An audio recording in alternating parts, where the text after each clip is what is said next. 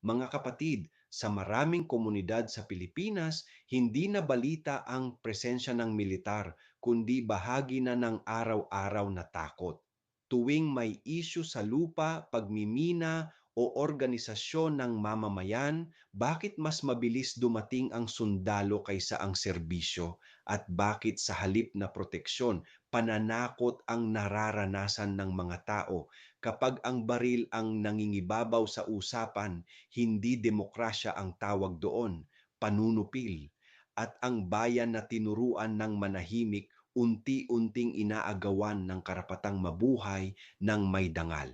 Mga kapatid, huwag nating kalimutan, ang kapangyarihan ng Estado ay dapat nagtatanggol ng buhay, hindi nagtataboy ng mamamayan sa takot. Ako si Padre Jesse Galilea, may pusong Pinoy, kasama ninyo sa pananalig at pakikibakang panlipunan.